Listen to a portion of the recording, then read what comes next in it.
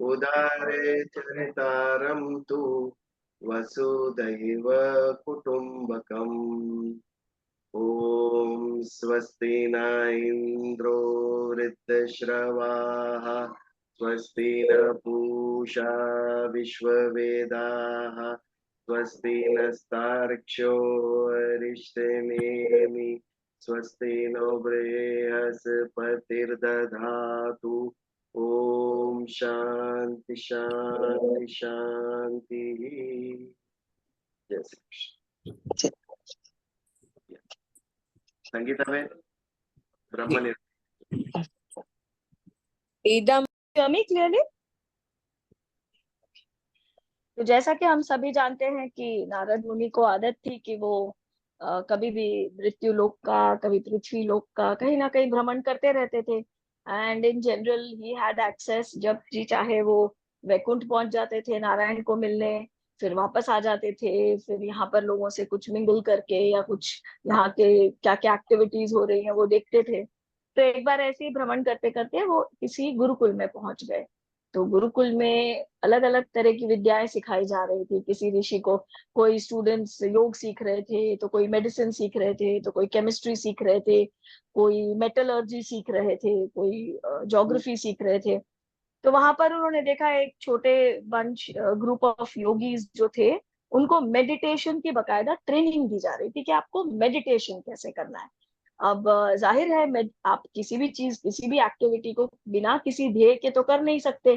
तो उन सभी स्टूडेंट्स को भी ये सिखाया जा रहा था कि मेडिटेशन का आपका अल्टीमेट ध्येय है नारायण को पाना। आपको अपने आप को नारायण में लीन करने के लिए आप योग करिए, आप ध्यान धरिए, आप अलग अलग एक्टिविटी, और जैसा कि कुछ ही 2 अध्याय पहले ही हमने सीखा है कि कैसे आपको अपनी कमर सीधी रखनी है, आपको अपनी नाक के टिप को देखना है, आपकी आईज आधी खुली आधी बंद होनी चाहिए, आपको कैसा पोस्चर होना चाहिए, कुशा के ऊपर बैठना चाहिए, कैसा वातावरण होना चाहिए।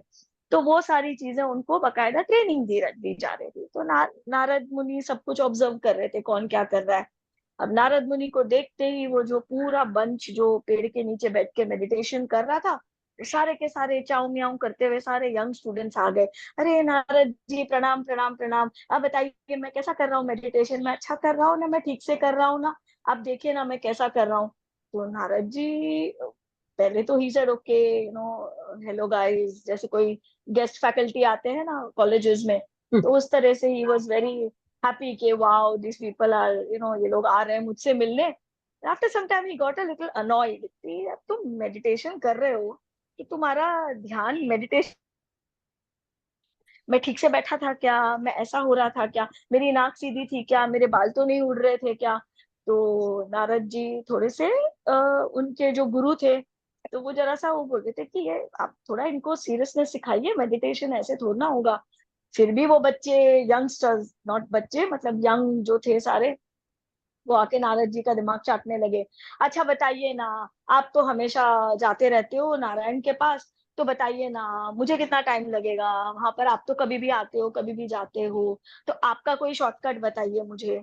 तो नारद जी ने बहुत, मतलब उनको जरा अच्छा नहीं लगा कि यार ये बहुत सीरियस लेने वाली चीज है, आप उसको इतना ऐसे लाइटली कैसे ले रहे हो। तो 3-4 स्टूडेंट्स आए, आपको क्या लगता है मुझे कितने साल में मैं पहुंच जाऊंगा नारायण के पास। तो नारद जी वाज लाइक अरे बाप रे, ये तो कैसा प्रश्न पूछ रहे हो तुम। तो उन्होंने ऐसे एक के दुक्के को तो भगाने के लिए बोला, ओ तेरे को तो 50 साल लगेंगे। दूसरा आया कि मुझे कितने साल लगेंगे, तेरे को तो 70 साल लगेंगे। तो उन दोनों ने बोला हमको करना ही नहीं है मेडिटेशन भाई, ये 50 साल 70 साल तो हमको तो नहीं जमेगा। फिर तीसरा आया, तो नारद जी उससे तो बहुत ही इरिटेट हो गए, बोले तेरे को तो 5 जन्म में भी तू नहीं पहुंच पाएगा इस तक। तो वो तो बोला अच्छा छोड़ो, मैं तो अपने घर जाता हूँ, मैं अपने पिताजी का दुकान संभाल लूंगा, मेरे को मेडिटेशन मेरे बस का काम नहीं है। ऐसे करते करते कई स्टूडेंट्स आके उनको तंग करने लगे। एक स्टूडेंट बड़ा थोड़ा सीरियस था, वो कोशिश कर रहा था कि मैं नारद जी से कुछ पूछूं। उसने 10 बार 20 बार उसने सर सर आ सर मुझे कुछ पूछना है, नारद जी उसको जवाब नहीं दे रहे थे। फाइनली उसने नारद जी के पैर पकड़ लिए, बोला मुझे बताइए कि तो नारद जी ने, इससे पहले कि वो प्रश्न पूरा कर सके, नारद जी ने बोला तेरे को तो तू ये पेड़ के पत्ते गिन ले, उतने जन्म लगेंगे, उसके बाद जाके तू वैकुंठ जाएगा, नारायण से मिलेगा। तो वो स्टूडेंट एकदम चौंक गया और उसने उठ के जोर जोर से ताली बजा बजा के और तालियां बजाने लगा, खुश होने लगा, नाचने लगा वो खुशी के मारे। तो नारायण जी ने बोला, इसको तो लगता है इतना गहरा सदमा पहुंचा है मेरी इस बात से कि ये तो ना अपने होश ही खो बैठा है। तो उन्होंने वो गुरु जी को बोला कि देखिए ये ना घबरा गया है, इसको आप देखिए, ध्यान दीजिए इस पे। तो वो स्टूडेंट बोला, नहीं, मैं तो खुशी के मारे इतना पागल हो गया हूँ क्योंकि आपने मुझे एक डेफिनेट नंबर बता दिया है। इस पेड़ पे कितने पत्ते हैं मैं उनको गिन सकता हूँ। ये इनफाइनाइट पत्ते तो है नहीं, अगिनत पत्ते तो है नहीं। मैं यदि अभी एक ब्रश और पेंट लेके हर एक पत्ते पे एक सीरियल नंबर डालता जाऊं तो ये डेफिनेट नंबर ऑफ पत्ते हैं। और ये डेफिनेट नंबर ऑफ पत्ते यानी इतने जन्मों के बाद मुझे निश्चित नारायण मिलने वाले हैं, मतलब मैं सही दिशा में जा रहा हूँ। I am on the right path. तो आपने आज मुझे बहुत प्रेरित कर दिया नारद जी। तो Narad ji was very pleasantly surprise कि कम से कम एक ऐसा यहाँ पर भक्त है जो इस पूरे के पूरे मेडिटेशन को, इस पूरे ध्यान को, इस पूरे योग समाधि की प्रक्रिया को ये किसी लालच में नहीं कर रहा है। इसको ये परवाह नहीं है कि मुझे कितना समय लगेगा, लेकिन उसे सिर्फ इस बात पर, मेरे उस विचारवाणी पर श्रद्धा है कि मैं नारायण का भक्त हूँ। और यदि मैंने कहा है कि इतने डेफिनेट नंबर ऑफ जन्मों के बाद में तुझे नारायण मिलेंगे, उसे उस बात पर श्रद्धा है, उसे नारायण और नारायण से ज्यादा नारायण के भक्त पे श्रद्धा है। तो नारद जी ने उसको आशीर्वाद दिया और उसके बाद में वो भक्त वाकई में अपनी ध्यान में लीन हो गया। तो यदि हमें भी ध्यान किसी ना किसी रूप में नारायण को याद करना है तो इट डज नॉट मैटर हमें कितना समय लगेगा या कितने वर्ष लगेंगे या कितना काल लगेगा, पर यदि हम इस पथ पर निकल चुके हैं तो कभी ना तो कभी पहुंच ही जाएंगे कोई ना कोई सही जगह पर। Hariom. Very nice story, very good very morning. Very nice. बस श्रद्धा होनी चाहिए और धीरज होनी चाहिए, ये दो बात हमारे अंदर होनी चाहिए। इसके बिना खाली दम है, खाली सर्टिफिकेट लेने जाते हैं सब कॉलेज में, विषय को जानने के लिए कोई नहीं जाता, डिग्री लेने जाते हैं सब। तो आगे बढ़े। पिछली बार छठे अध्याय आत्म संयम योग का हमने समापन किया और उसके समापन के वक्त हमने दो बहुत ही सुंदर श्लोक किए। एक 46वां श्लोक, तपस्वी यो विदिको योगी ज्ञानीभ्यो अपि मतोधिकः कर्मिभ्यश्चाधिको योगी तस्माद् योगी भवार्जुन। अर्जुन तू योगी बन। क्यों? क्योंकि तपस्वी से भी ऊपर योगी है, ज्ञानियों से भी ऊपर योगी है। भगवान अपना मत कहते हैं, भगवान का ओपिनियन हमारे लिए सिद्धांत होना चाहिए। भगवान का ओपिनियन भी मिल जाए इससे बड़ी कौन सी बात है। अगर भगवान आके कहे हमें in my opinion this is the right thing, मेरे मत में ये सही है, तो इससे बड़ा हमारे जीवन का मंत्र क्या होना चाहिए, हमें वही करना चाहिए। तो भगवान के मत से ज्ञानी से भी ऊपर योगी है और कर्म करने वालों से भी ऊपर योगी है। कौन सा ज्ञान, कौन से कर्म और कैसा तप? तभी जो स्वार्थ से किया जाता है, स्वयं के लिए कुछ पाने के लिए किया गया तप, कुछ कमाने के लिए प्राप्त किया गया ज्ञान, वैसे ही कर्म का भी। कर्म क्यों कर रहे हैं? मुझे कुछ चाहिए इसके लिए कर रहे हैं। ये सभी से ऊपर है योगी। योगी होना यानी निस्वार्थ होना, राग और द्वेष से ऊपर होना, बिना पसंद और नापसंद के कर्म करना, ये योगी। जब हमें कुछ चाहिए ही नहीं तब हम योगी बन सकते हैं। तो सबसे ऊपर योगी है और अर्जुन तुझे योगी बनना है। ये बात अर्जुन ने सुनी और उसके मन में प्रश्न आया होगा, कौन सा योगी बनूं मैं? ज्ञान योगी, कर्म योगी, भक्ति योगी, उसके बाद ध्यान योग हमने देखा, हठ हो गए, लय हो गए। भगवान कौन सा योगी बनूं मैं? अर्जुन ये पूछे उसके पहले ही भगवान ने उत्तर दिया। भगवान उसके मन की दशा समझ रहे हैं। भगवान ने कहा योगी नाम अपि सर्वेषां मद्गतेन्तान्तरात्मना श्रद्धा भावान भजते यो माम समे युक्त तमो मत। सभी योगी है, लेकिन सभी योगी में जो मुझ में रमण कर रहा है, जिसका मन मुझ में तल्लीन हो गया है, जिसके मन और बुद्धि में मैं स्थापित हो गया हूं, श्रद्धावान भजते यो माम, जो श्रद्धा से मुझे भजता है, मेरा नाम लेता है, मन से पसंद आता है, बुद्धि से श्रद्धा उत्पन्न होती है, मन से प्रेम उत्पन्न होता है, बुद्धि से विश्वास उत्पन्न होता है। तो जिसको मुझ पर प्रेम भी है और जिसको मुझ पे श्रद्धा भी है, यानी मेरा भक्त जो मुझे भजता है, वो मेरा सबसे बड़ा योगी यानी भक्त योगी, वो सबसे प्रिय मुझे वो है। भगवान ने સૌથી વધારે કોણ ગમે છે? ભગવાન ને ભક્ત ગમે છે સૌથી વધારે, એને શ્રદ્ધા છે, સંપૂર્ણ શ્રદ્ધા છે ને જે આશ્રિત છે ઈશ્વર પર, ये भगवान ने सबसे प्रिय है। जैसे आज की बोध कथा में हमने देखा, वो ध्यान योग का बालक, कितने भी जन्म लगे लेकिन मिलेंगे ना, ये श्रद्धा, ये जो तत्परता थी उसके अंदर, जो धीरज थी, पेशेंट, कितने भी लगे लेकिन मिलने वाले जरूर है मुझे भगवान। ये बात जिसमें होगी वो सबसे बड़ा योगी, वो सबसे बड़ा भक्त। तो भक्ति श्रेष्ठ है, ये छठे अध्याय के अंत में भी भगवान ने कहा कि आप भक्ति करो, क्योंकि भक्ति हमेशा ईश्वर युक्त ही होती है। बिना ईश्वर के भक्ति संभव ही नहीं। ज्ञान बिना ईश्वर का होगा, कर्म बिना ईश्वर का होगा, लेकिन भक्ति यानी 100% गॉड, उसके सिवा भक्ति संभव ही नहीं, श्रेष्ठतम है भक्ति। तो भक्ति करने का आदेश दिया भगवान ने अर्जुन को, और वहां पर आत्म संयम योग का समापन किया। इससे आगे बढ़ते हैं अभी हम 7वें अध्याय की तरफ। किसी को नाम पता है 7वें अध्याय का? Anybody knows?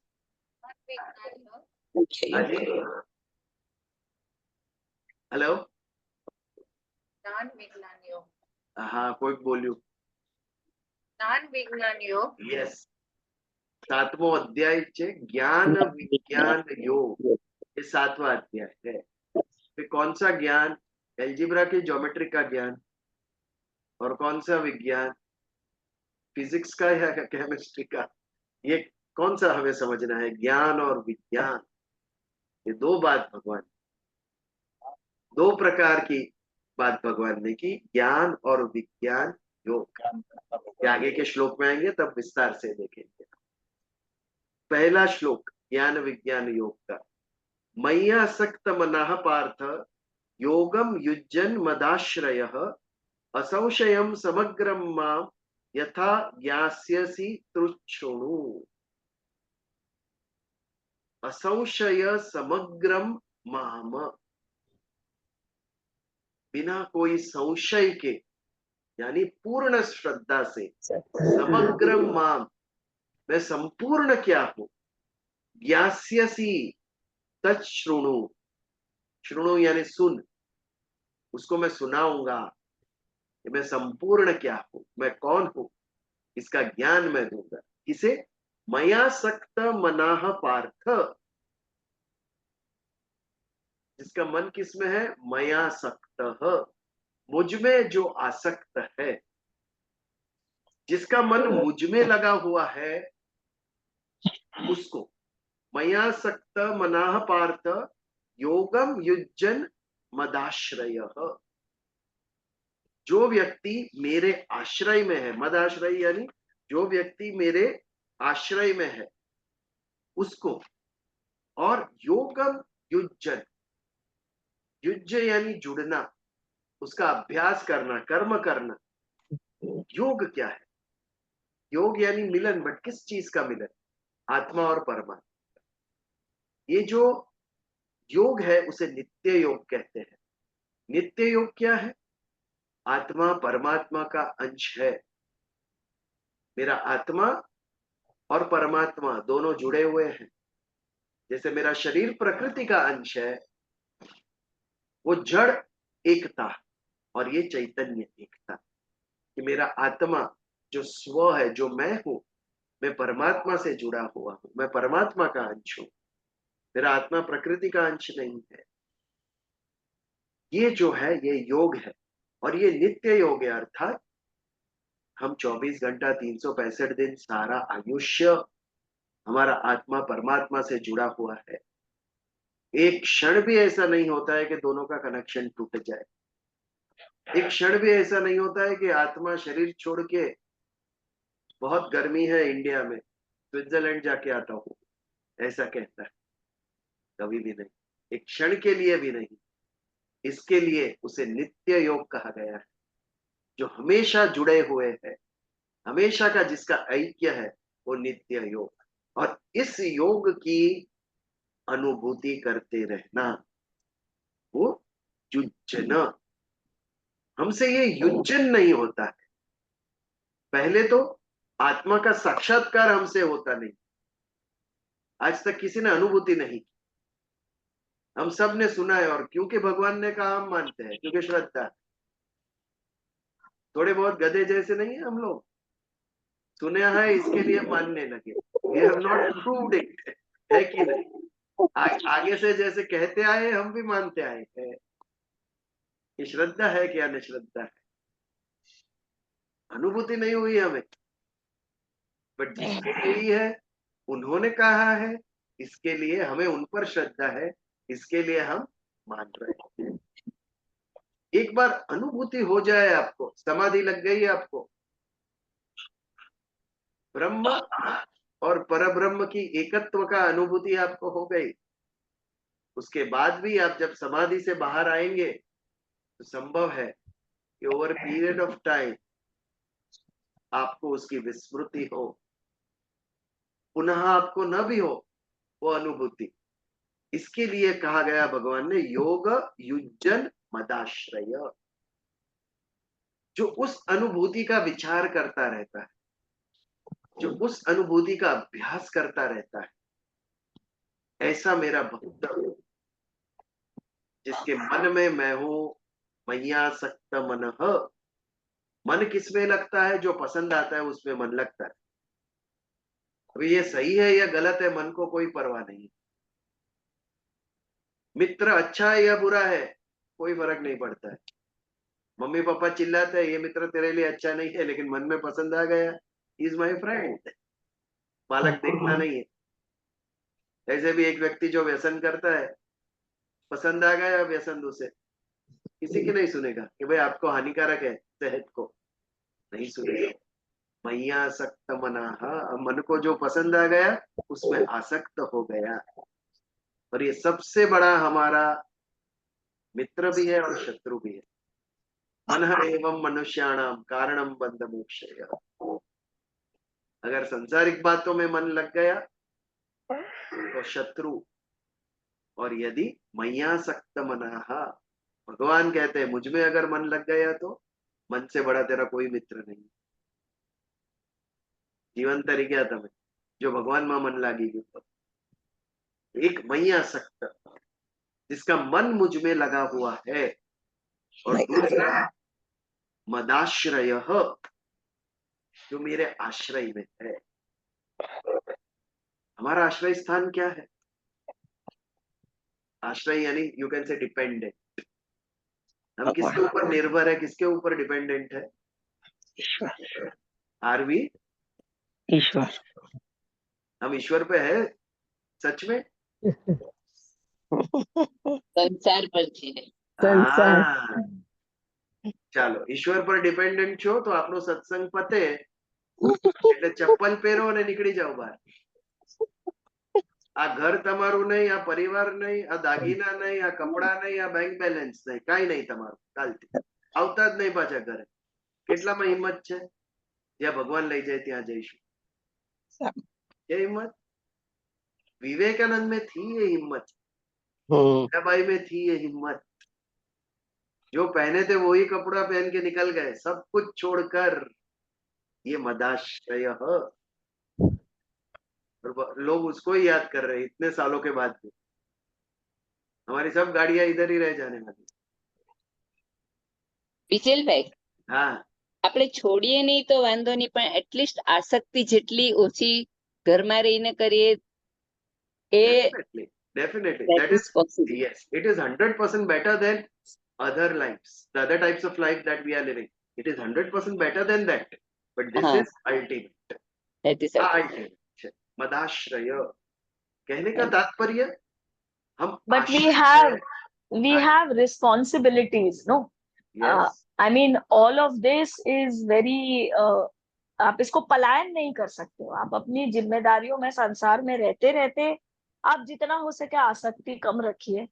और क्योंकि आप अभी ऐसे तो आप छोड़ के तो नहीं जा सकते, पलायन तो नहीं कर सकते अपनी अरे भैया, जिम्मेदारी, जिसपे क्योंकि जिम्मेदारी नहीं कर्म होती है है ना, जो रिटायर होते हैं, जो अकेले हो वो। जाते हैं, हाँ, वो और ज्यादा वो तो कहते हैं नाउ क्लीन वी आर करते गोइंग टू हैं। एंजॉय लाइफ, अभी हाँ हमारी हाँ रिस्पॉन्सिबिलिटी खत्म हो गई। हाँ हाँ, they want to all indulge into all that they more and want more. To they want to cover up कि क्या पता क्या हाँ, क्या मिस हो गया हमारा, हम घूमे तो नहीं, अब घूमने निकलेंगे हम एंड ऑल हम दैट। सब कुछ कवर अप करें। ऑफ कोर्स जीवन का आनंद लेना भी ईश्वर के प्रति एक आभार मानने का तरीका है कि हर क्षण में आनंद लीजिए, आप हर चीज का आनंद लीजिए, पर उसमें और ज्यादा लीन मत होते जाइए, और ज्यादा उसमें घुसिए मत।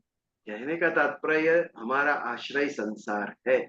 We are dependent on all these things. ये हमारा आश्रय है। आज एक पक्षी कितना भी दिन भर उड़े, शाम को कहाँ आएगा वो? आकाश में ही रहता है कि पृथ्वी पर उतरेगा, किसी पेड़ का सहारा लेगा?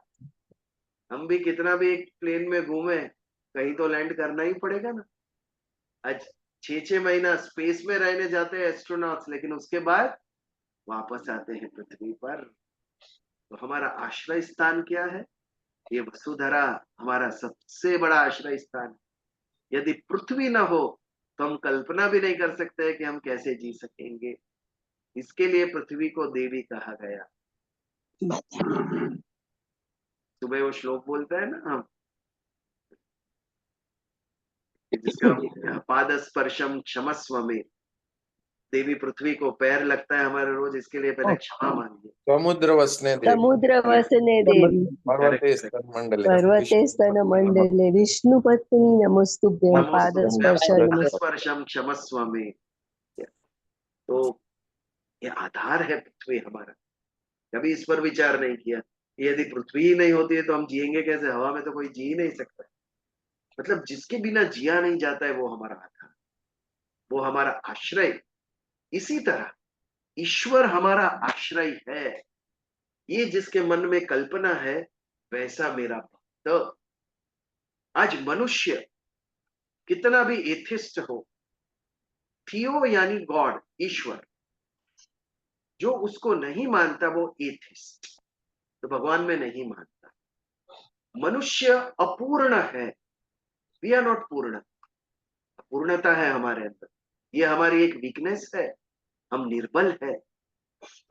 कई ऐसे स्थान है, कई ऐसी परिस्थिति है कि जिसमें मनुष्य कुछ नहीं कर सकता। ये हमारी अपूर्णता का रिफ्लेक्शन। उस वक्त कोई भी हो, बिलीवर हो नॉन बिलीवर हो, सहज उसका मन कहता है कोई एक शक्ति है, उसके ऊपर वो आश्रय लेता है। जैसे मैंने एक सत्य बात कही थी कि मैं जब वियतनाम गया था और वहां पर बहुत सारी 80% प्रजा भगवान में मानती ही नहीं, बोलते हम एथिस्ट, हम ईश्वर में मानते ही नहीं। और मेरे गाइड से जब ये बात चल रही थी तब हम लोग रोप पे में थे, बहुत ही ऊंचे पर्वत पर वो रोप पे हमें लेके जा रहा था, गंडोला जैसा। और तभी मुझे सहज प्रश्न हुआ, ये बिगड़ जाए तो, अटक जाए तो? मैंने उसको पूछा, देखो ये नीचे कितनी डीप खाई है, अगर यहाँ पर ये रोप पे अटक गया तो, बिगड़ गया तो? इमीडिएटली उसके मुंह से निकला, देन प्रे टू गॉड। अरे बोला, अभी तो बोलते हो आप एथिस्ट हो, भगवान में मानते नहीं हो, और अगर ये अटक गया तो, जान का जोखम आया तो प्रे टू गॉड। मनुष्य की जब लिमिट आती है तब वो आश्रय ढूंढता है, कहीं ना कहीं किसी एक शक्ति की तरफ वो हाथ फैलाता है। तो ये जो शक्ति है वो ईश्वर है, और मनुष्य हमेशा उस शक्ति का आश्रित रहेगा ही। जब भी ऐसी परिस्थिति आएगी कि उसके हाथ में कुछ नहीं बचेगा, तब ये मन को आधार कौन देगा, मन को शक्ति कौन देगा? अगर मन निर्बल हो गया तो बुद्धि भी चलना बंद हो जाएगी। अगर मन में विषाद आ गया तो हाथ पैर कुछ नहीं कर सकेंगे, आपकी बुद्धि कुछ नहीं कर सकेगी। तो ये मन में उत्साह बनाने रखने का काम ईश्वर करता है। जो भगवान से जुड़े हुए हैं, जो भगवान से आश्रित है, उनके मन में विषाद नहीं आता, उनके मन में नर्वसनेस नहीं आता है, उनके मन में हमेशा उत्साह होता है। और जब तक मन में उत्साह होता है तब तक आप कर्म सफलता पूर्वक करेंगे। अभी बहुत विचित्र घटनाएं राष्ट्र में देखने को मिल रही है। जिसको 240 सीट आई है वहां मायूसी है, और जहां 100 सीट आई है वो उत्साह मना रहे, क्योंकि अपेक्षा। जिसने 400 की अपेक्षा की थी उसको 240 आया, तो वहां पे दुख। और जिसके पास 50 सीट थी उसको 100 सीट मिली, तो वहां पर उत्साह, आनंद, उल्लास हमारी अपेक्षा से कहीं ज्यादा आया। तो क्या मिला, कितना मिला, इसका महत्व नहीं है। हमारी क्या अपेक्षा थी? What is success? हमने जो इच्छा की थी वो मिला, वो सक्सेस। हमारी दृष्टि से वो सक्सेस। समाज की दृष्टि से, समाज ने आपसे जो अपेक्षा की थी वो आपने कर दिखाया, वो सक्सेस समाज की दृष्टि से। No measuring rod. इतना आया तो ही आप सक्सेस। सॉरी, मैंने जितना चाहा था वो मिला, सक्सेस। समाज कहेगी इसने इतना किया, इतना तो करना ही था उसे, वाह सक्सेस। तो सबके मूल में हमारी इच्छा, हमारा अपेक्षा। हमारी अपेक्षा पूर्ण हुई तो खुश, हमारी अपेक्षा पूर्ण नहीं हुई तो हम दुखी। नंबर इज इमटेरियल, कितना भी मिले आपको उसका कोई महत्व नहीं है। तो इस प्रकार जो ईश्वर के आश्रित है, स्ट्रॉन्ग, वो दुख को अच्छी तरीके से फेस कर सकेगा। ये आश्रय कब आता है? पसंद आने से आश्रय नहीं आता है। हमें बहुत लोग पसंद होते हैं, लेकिन जब दुख आता है तो उनके पास हम दौड़ते नहीं है। कहाँ दौड़ते हैं?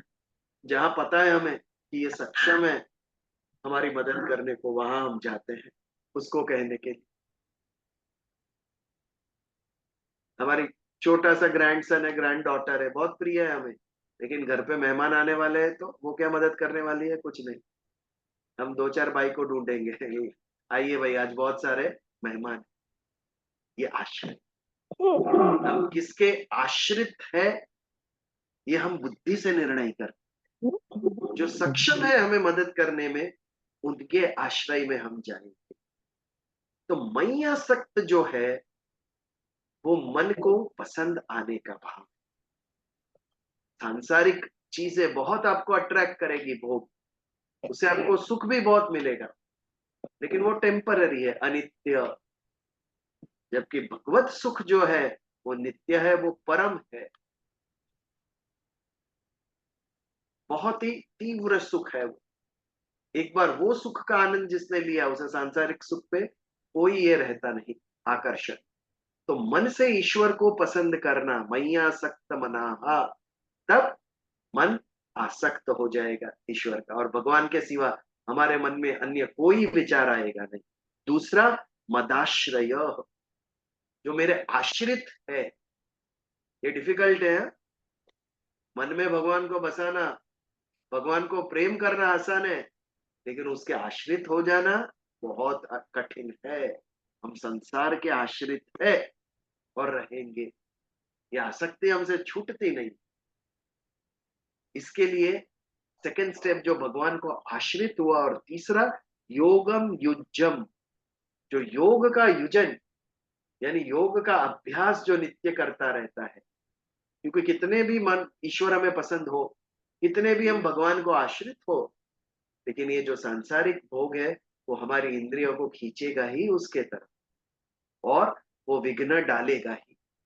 इसके लिए नित्य ईश्वर के साथ युक्त होने के लिए हमें अभ्यास करना पड़ेगा। दैट इज युजन। ये जो नित्य योग है, मैं और ईश्वर हम एक है, मैं परमात्मा का ही अंश हूं, इसका जो ज्ञान है वो सतत मेरे साथ रहे, उसका जो अभ्यास है वो युजन।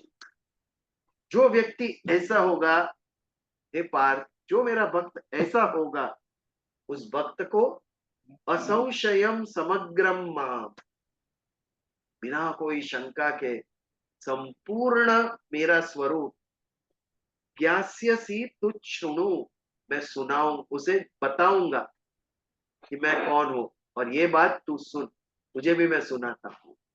अर्थात इस अध्याय में भगवान अभी अर्जुन को अपने स्वरूप के बारे में बताएंगे। मैं कौन हूं ये तू जान, अपना जो स्वरूप है उसके बारे में कहेंगे। आगे भी एक अध्याय आएगा, आपको पता होगा कौन से अध्याय में भगवान ने कहा अपने बारे में?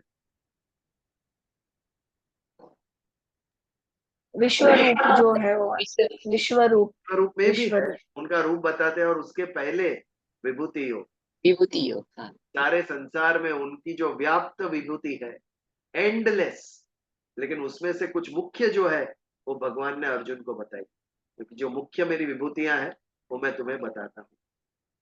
तो उसकी शुरुआत 7वें अध्याय से होती है कि मेरा जो स्वरूप है वो मैं तुझे बताता हूँ। तो ये था हमारा पहला श्लोक। इसके ऊपर कोई प्रश्न या हम आगे बढ़े?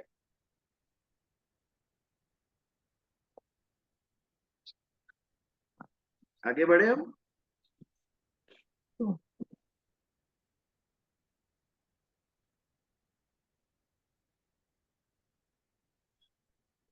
श्लोक नंबर 2, अध्याय 7, ज्ञान विज्ञान योग।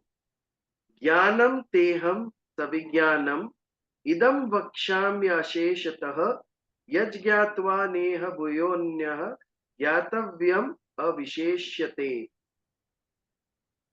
ज्ञानम तेहम संविज्ञानम इदम, इदम यानी ये, ज्ञान विज्ञान के सहित, वक्ष्याम्य अशेषतः, वक्ष्याम्य यानी कहूंगा, अशेष, शेष यानी कुछ रह जाना, अशेष यानी पीछे कुछ भी नहीं छोड़ूंगा, यानी संपूर्ण ज्ञान, अशेष यानी संपूर्ण, मैं तुझे संपूर्ण ज्ञान और विज्ञान के बारे में बताऊंगा। नाउ व्हाट इज ज्ञान एंड व्हाट इज विज्ञान, इसके बारे में हम क्या कहेंगे? ज्ञान और विज्ञान के बारे में क्या अंतर है दोनों में? What is the difference between ज्ञान एंड विज्ञान? कोई ट्राई करेगा? ज्ञान माने जानना, हाँ, ज्ञान माने जानना और विज्ञान माने विशेष, उसे उससे भी परे जाना, ज्ञान से भी परे जाके समझना, विशेष ज्ञान। Okay, anything else? विशिष्ट ज्ञान, विज्ञान, एप्लीकेशन, उसका जो एप्लीकेशन है, ज्ञान इज नॉलेज एंड विज्ञान is the application of the knowledge.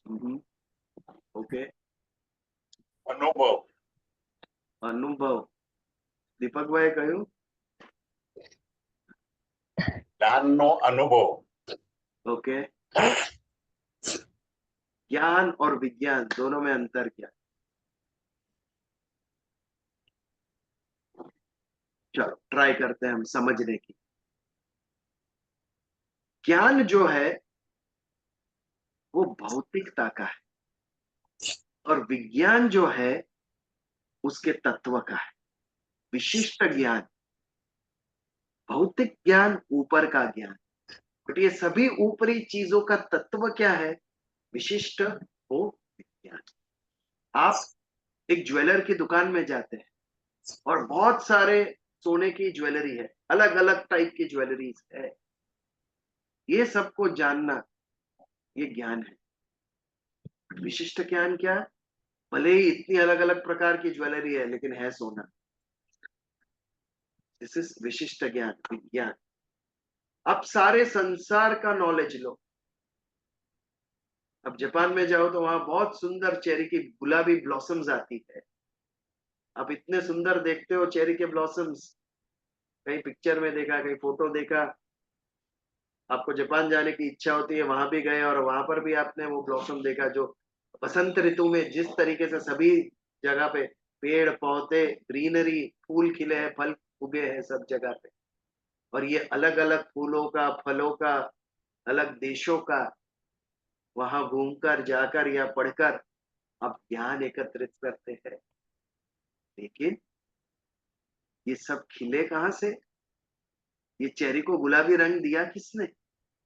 ये फल में मिठास रखी किसने? ये फूल को सुगंध दी किसने?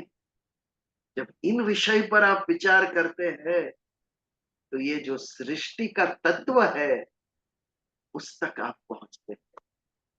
ये अंत में जो तत्व है वो एक चैतन्य स्वरूप परम तत्व है जो ये सारी भौतिक सृष्टि को चला रहा है। वो आज विश्व में देश कितने? 200।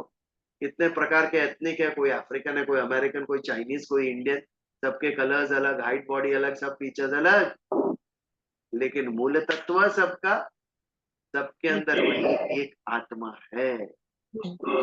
ये जो बात है वो विज्ञान, जो सभी भौतिक अलग अलग विविधता के बीच में जो उसका तत्व है उसकी समझ, वो विज्ञान। और अणु अणु में ओमनी प्रेजेंट कौन है? केवल चैतन्य तत्व। व्यापनोति इति विष्णु, जो हर एक कण कण में व्याप्त है, उसका ज्ञान वो विशिष्ट ज्ञान। इन शॉर्ट कहे तो असत प्रकृति संसार, इसके विषय में ज्ञान। सूर्य कितना बड़ा है, कितने बिलियन तारे हैं विश्व के अंदर, पृथ्वी को एक चंद्र है, जुपिटर को अनेक है, सैटेलाइट्स, सब ज्ञान हुआ। ये भौतिक सृष्टि का, विश्व का, संसार का ज्ञान। लेकिन ये सभी को बल कौन देता है? कि किसके आधार पर टिके हुए ये सभी पदार्थ? क्या चले जाने से ये सब नाश हो जाते हैं, भस्म हो जाते हैं? ये जो तत्व की समझ, सत पदार्थ, वो सत पदार्थ, वो ऊर्जा, वो चैतन्य जो सभी भौतिक पदार्थ को आधार देती है, जिसके बिना भौतिक का कोई वजूद ही नहीं है, वो जो तत्व है उसकी समझ, वो विज्ञान। आज हमारे शरीर में हम आंख से देखते हैं, कान से सुनते हैं, वाणी से बोलते हैं, लेकिन इस आंख, कान, वाणी को प्रकाशित कौन करता है? उसको शक्ति कौन देता है? वो जो एक तत्व है हमारे अंदर, उसके ऊपर विचार करना, वो विज्ञान। वो तत्व नहीं रहेगा तो ये भौतिक सारे तत्व आधारहीन हो जाएंगे, जो नष्ट हो जाएंगे, जो नाश हो जाएंगे। ये विज्ञान। तो ज्ञान और विज्ञान, मैं दोनों की आपको समझ दूंगा। ज्ञानम तेहम सविज्ञानम इदम वक्ष्याम अशेषतः। वक्ष्याम यानी कहूंगा मैं, संपूर्ण हे अर्जुन मैं तुझे इसका ज्ञान दूंगा, ज्ञान भी दूंगा और विज्ञान भी दूंगा। सत और असत, अगर आध्यात्मिक भाषा में हम कहें, जो असत का ज्ञान है, सत का विज्ञान है। लेकिन जो पहली बार आया है सत्संग में वो नहीं समझेगा, ये उसे सृष्टि के एंगल से समझाना पड़े कि जो भौतिक है, जो नाशवंत है, उसके विषय में ज्ञान, बट उसका जो आधार है, जो नाशवंत नहीं है, अविनाशी है, जो सबको ऊर्जा प्रदान करता है, सबको तेज प्रदान करता है। सूर्य के अंदर जो तेज है वो मैं हूं। विभूति योग में भगवान ने यही कहा, ये जो प्रकाश है वो प्रकाश मैं हूं। व्हाट इज दिस प्रकाश? वो जड़ सूर्य का तत्व है वो प्रकाश। तो ये हरे सारे भौतिक विश्व का जो तत्व है वो मैं हूं। ये सारी अग्नियों का, ऊर्जा का जो प्रकाश है वो मैं हूं। अर्थात एक भौतिक विश्व है और एक आध्यात्मिक चैतन्य विश्व है। तो भौतिक विश्व का ज्ञान और आध्यात्मिक विश्व का विज्ञान, और आध्यात्मिक विश्व पे भौतिक विश्व निर्भर है। तो ये दोनों का ज्ञान हे अर्जुन मैं तुम्हें दूंगा। ज्ञानम तेहम सविज्ञानम इदम वक्ष्याम्य शेषतः, संपूर्ण कहूंगा, अपूर्ण नहीं, संपूर्ण कहूंगा। आज के जैसी शिक्षण व्यवस्था तब नहीं थी। 45 मिनट का लेक्चर और ये टेक्स्ट बुक में 10 चैप्टर है, 10 चैप्टर पढ़ाने की इतनी फीस, फिनिश। इतना नहीं, भगवान कहते अशेषतः। ना कोई घड़ी पहनी थी भगवान ने कभी, और ना कोई सिलेबस था कि सिलेबस में है उतना ही, खाली 10 चैप्टर्स तुमको सिखाऊंगा, ऐसा नहीं। इस विषय का संपूर्ण ज्ञान कहूंगा तुम्हें, भगवान ने वचन दिया उसे।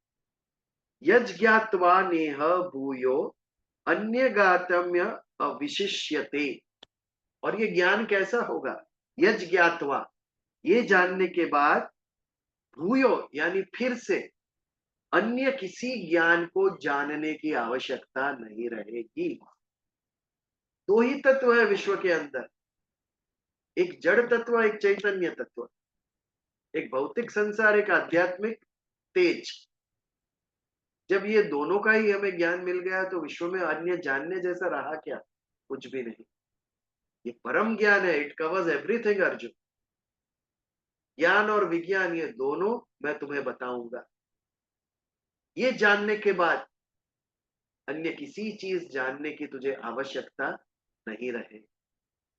और ये सत्य है कि जब आध्यात्मिक ज्ञान हो जाता है तो सब आपके जो बैरियर्स है भौतिक विश्व के, वो नहीं रहते हैं। आज हम जो सुनते हैं उतना ही, जो देखते हैं उतना ही, पढ़ते हैं उतना ही याद रहता है। Then it will be seamless, no boundary. जब आध्यात्मिक तेज उत्पन्न होता है तो यहाँ बैठे हुए सारे विश्व की कल्पना आप कर सकते हैं, कहीं भी आप देख सकते हैं, आगे पीछे, भूत भविष्य। जब आत्म साक्षात्कार होता है फिर you don't have to refer कोई आर्टिफिशियल इंटेलिजेंस या गूगल या चैट जीपीटी, ये कुछ भी रेफर करने की चीज नहीं है, जरूरत नहीं है। वो सब आपके अंदर जो सुपर कंप्यूटर है उससे कनेक्शन हो गया आपका डायरेक्ट। आप सोचेंगे, अभी बीच में मैंने सुना एलन मस्क जी ने एक चिप निकाली थी, और वो चिप जो है वो ब्रेन के अंदर बिठा देने, और वो ब्रेन में बिठाने के बाद you can control your thoughts. तो बाहर से वो चिप कंट्रोल कर सकेगा तो आप क्या सोचोगे वो कंट्रोल कर सके। ये इंसान एक दिन भगवान होके रहेगा, ऐसा लग रहा है मुझे, और कुछ वर्ष में। भगवान, मैं तेरा अंश हूं तो मैं तुझे चैलेंज देता हूं, मैं तेरे तक पहुंच के रहूंगा। आपने अहम ब्रह्मास्मि कहा है ना, मैं सिद्ध करके बताऊंगा आप। ये चैलेंज उठाई है मनुष्य भगवान से, ऐसी एक के बाद एक इजादे कर रहे हैं। तो ये ज्ञान प्राप्त करने के बाद आपको ज्ञान और विज्ञान का भेद समझ में आया। जब ये दो बात हमें समझ में आ जाती है तो विश्व का अन्य कोई भी ज्ञान हमसे छुपा हुआ नहीं रहता है। हम सर्वज्ञानी, त्रिकाल ज्ञानी हो जाते हैं जब ये ज्ञान हमें उत्पन्न होता है। जब परमात्मा का मैं अंश हूं, ये प्रकाश हमारे अंदर होता है तो तीनों लोक का, भूत भविष्य वर्तमान, सभी का ज्ञान हमें उपलब्ध हो जाता है। कोई भी एक फिजिकल बैरियर फिर नहीं रहता है कि हमें आंखों के द्वारा देखकर, कान के द्वारा सुनकर या अन्य कोई इंद्रिय के द्वारा अनुभव कर कर ज्ञान प्राप्त हो। ये सभी इंद्रियों से अतीत हो जाएंगे हम, ज्ञानेंद्रियों की आवश्यकता नहीं रही, मन बुद्धि चित्त अहंकार की आवश्यकता नहीं रही। आज हम उन पर निर्भर है क्योंकि हम आत्मा पर निर्भर नहीं है। एक बार आत्मा पर निर्भर हो गए तो ये भौतिक निर्भरता चली जाएगी हमारी, फिर इन ज्ञानेंद्रियों की आवश्यकता हमें नहीं है। तो ज्ञानम तेहम सविज्ञानम इदम वक्ष्याम्यशेषतः। संपूर्ण ज्ञान और विज्ञान मैं आपको कहूंगा हे अर्जुन। यज ज्ञात्वा नेह भूयोन्य, ये जानने के बाद फिर तुझे ज्ञातव्यम अविशेष्यते, अन्य कुछ भी विशेष जानने की आवश्यकता नहीं रहती। तो हमें जानना होगा, मन के अंदर जिज्ञासा उत्पन्न होनी चाहिए कि ऐसा कौन सा ज्ञान के विषय में भगवान अर्जुन को कहने वाले हैं जो परम ज्ञान है, जो ज्ञान और विज्ञान के सहित है। तो अगले श्लोक से, 7वें अध्याय के 3रे श्लोक से हम ये आरंभ करेंगे। भगवान अर्जुन को कहना आरंभ करेंगे कि ज्ञान और विज्ञान, ये दो में अंतर क्या है और किस प्रकार का ये भौतिक ज्ञान है, कौन सा चैतन्य ज्ञान है, भगवान स्वयं कौन है, उनके अवतार, सगुण साकार स्वरूप, निर्गुण निराकार स्वरूप, उन सभी स्वरूपों का अर्जुन को ज्ञान देंगे भगवान। तो ये विषय आज 10:15 हो गया, हमारा समय हो गया, तो हम यहाँ से आरंभ नहीं करते हैं। 3रे श्लोक का आरंभ हम अगले मंगलवार से करें। तो आज हमारे सत्संग का हम यहाँ पर ही समापन करेंगे। अगर किसी को कोई प्रश्न है तो आप अवश्य हम ले सकते हैं, कुछ शेयर करना हो तो, या फिर प्रार्थना। Any question?